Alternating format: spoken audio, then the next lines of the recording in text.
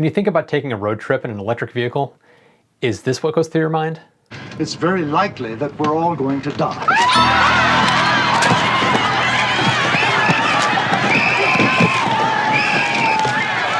Well, I recently went through a 500-mile road trip with my Tesla Model 3 through the mountains in Massachusetts and upstate New York. How did it hold up? And more importantly, did I end up doing this at any point?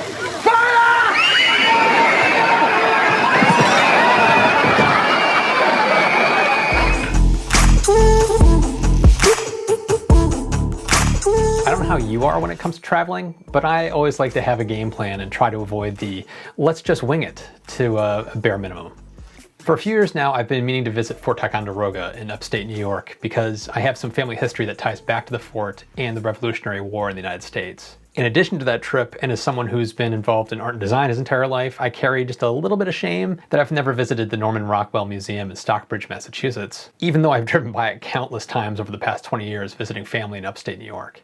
I thought this would make the perfect test run for my Model 3 on a longer road trip because most of the driving would be through the mountains of western Massachusetts and upstate New York. And while there are half a dozen Tesla Superchargers sprinkled throughout the area, there's nothing close to the Fort Ticonderoga. If I ran out of charge there, well...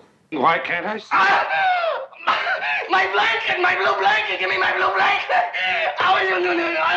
When planning an EV road trip, you don't have to do extensive planning, but just a little bit will make for a smoother, stress-free drive. The navigation system in the Tesla doesn't just direct you to where you're going, but it also will plot in charging stops if your destination is further than your charge will get you. Tesla also has a browser-based planning tool that you can use, and there are a few other third-party options out there too, but my planning for my trip I used a betterrouteplanner.com. Much like the built-in navigation system, it takes into account weather, terrain, driving style, the model of car, and much more into the estimates. In my case, I was going to be able to get to my destination, a hotel in Queensbury, New York, which is over 200 miles away on a single charge. The hotel had a couple of Tesla destination chargers that I could use for free overnight, and if they were occupied, I could use this Tesla supercharging station which was in the mall just down the hill from the hotel. So how'd that leg of the trip go? It was cool and rainy, which had an impact on efficiency. So I ended up getting an average of 276 watt-hours per mile. That's about an 80% efficiency when you compare the 211 miles driven to the 261 miles that were used on the battery. It was okay, but not great. The next morning I got an interesting warning on the car.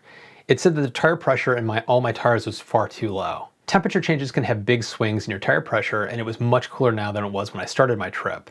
And tire pressure has a big impact on efficiency, so I think this may have been a contributing factor in addition to the weather on my 80% efficiency from the day before. At the hotel, I added about 64 kilowatt hours to my car's charge, which would have cost me about $14.12 in electricity. Not bad having the hotel foot the bill for topping off my car. With a 95% full battery and filling my tires to the recommended 42 psi, I set off on my next leg of my journey up to Fort Ticonderoga. The fort sits in between Lake Champlain and Lake George, and the road I was taking, which was 9 North, snaked its way along the lakes through the Adirondack Mountains. There's a lot of beautiful curvy roads that let me open the car up and have some fun. And even though it was cold and cloudy, the scenery was absolutely amazing. I spent most of the day at the fort taking tours and learning about the history of the area. It was a part of the nation's history I knew very little about, and my family connection to the fort really added another layer to the day. There were only 2 things that took the edge off a little bit. It was colder than I was expecting, so I didn't have the right gear. And when I drove into the fort, there was a very long, bumpy, muddy dirt road from the rain the day before to the parking area, so my beautiful, beautiful new car got really dirty. I finished off the day driving to the top of the tallest mountain in the area, which was Mount Defiance, which has an amazing overlook over the entire region. It shouldn't be a surprise that going up the mountain, the car didn't break a sweat. The Model 3 all-wheel drive felt like it could have rocketed up those roads without any issue, other than the fact I probably would have successfully driven myself into a tree. But going back down the mountain was pretty fun because I didn't have to touch the brakes at all. And by the time I got to the bottom, I had negative 400 watt-hour miles up versus going down. Thank you, Mount Defiance. My drive back to the hotel was mostly reverse of the trip I took to the fort. I ended up on Interstate 87 a bit, which was a much faster roadway than 9 North. All told, the round trip to and from the fort was about 110 miles with a 265 watt-hour mile, or about an 84% efficiency. Slightly better than the day before, but still lower because of the cold and mountain driving. Again, I topped off my car with the hotel's Tesla destination charger, which added 33.84 kilowatt hours, which was like another $7.56 in a top off. My final day of the journey took me back to Massachusetts through Stockbridge, the Norman Rockwell Museum, and Jacob's Ladder Trail along Route 20 to Russell, Massachusetts. If you enjoy art in the Western Massachusetts area, do yourself a favor and stop at the Norman Rockwell Museum. It's not only located in a beautiful part of the state, but Norman Rockwell is a very interesting artist who captured American life from the 40s to the 60s. Most people know his work from the covers he did for the Saturday Evening Post, but there's much more to his work than just that. It's a worthy stop. After spending a couple of hours there, I headed out along the Jacob's Ladder Trail, which is a winding path along Route 20 in the Berkshire Mountains. Much like my drive to the fort, Route 20 has some beautiful winding roads and incredible scenery, which is perfect for enjoying the car. By the time I got home, I had driven about 213 miles with a rated 215 miles used on the battery, which means I got 99% efficiency at a 226 watt-hour mile, which absolutely blew me away. So what was the difference? Here's my best guess. The average temperature on day 1 and 2 of my trip was a rainy and cold 58 and 56 degrees Fahrenheit. Well, my final day was a sunny 70 degrees. The first day my tire pressure was lower than it should have been, which gave me a softer ride but a lower efficiency.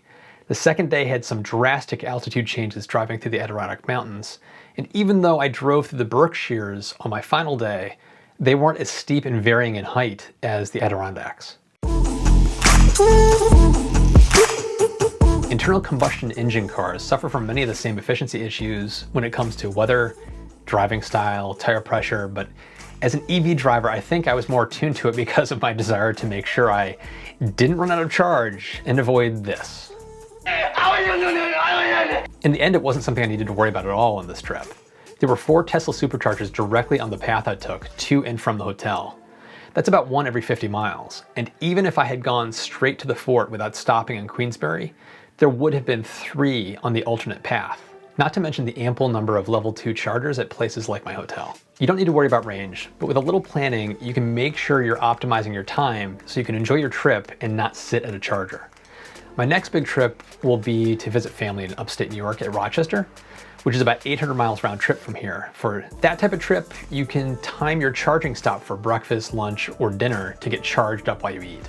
And one final note on charging costs. The only amount I paid was for my final charge at my house when I got back home, which worked out to about a 47 kilowatt-hour charge, which cost me $10.91. Not bad for driving 534 miles.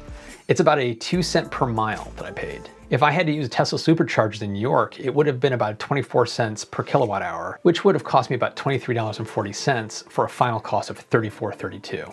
What about compared to gas? Well, the average gas price I was seeing in Queensbury was about $2.84 a gallon, and in some places it was up to $3. In Massachusetts, it's not too far off from that, about $2.79 where I am. And even if we take the cheapest of all of those and factor in a 32 miles per gallon, you'd be looking at almost 17 gallons at $47. That's a 6 cents per mile for supercharging versus 9 cents per mile for gas. And depending on where you are, that delta between those two could be even bigger. But for this trip, it's a 2 cent mile for electric versus 9 cent mile for gas. I'll take it. And if you're curious how I got a lot of my data, I've been testing a service called Teslafi, which I'll link to in the description below. It gives you an incredible amount of data on each trip you take, how much energy was used versus the cost, as well as your battery's efficiency and charging history. It takes a little tweaking to make sure that Teslafi doesn't keep waking your car up and preventing it from going to sleep, which causes phantom drain. But once it's set up, the data is pretty interesting. I'm also able to use my Amazon Echoes to check how much range my car has now, or even turn on the HVAC to warm up the car before a drive. I'm very interested to see how the winter plays out with efficiency, so if anyone else is interested in that, I can make a follow-up video in a few months. Comment down below or hit me up on Facebook, Twitter, or Instagram. I'd love to hear your ideas for future videos. And if you have a Tesla or other EV, comment down below about your experiences driving on longer road trips and how it's worked out for you. If you have a Tesla and are looking for some nice add-ons and upgrades for your car, take a look at Abstract Ocean. If you use my discount code, you'll get 15% off your first order. They've got some great center console wraps, which I've used and can vouch for, screen protectors, brighter LED lights, and much, much more. The link is down below. And if you're in the market for a Tesla, and it doesn't matter whether it's an S, X, or 3, you can use my referral code to get a $100 supercharging credit. Considering my trip would have cost me $23.40 at Superchargers, you can definitely get quite a few miles for free out of that. Be sure to subscribe, hit the notification bell, and give the video a thumbs up if you're into it. And as always, thanks for watching, and I'll see you in the next one.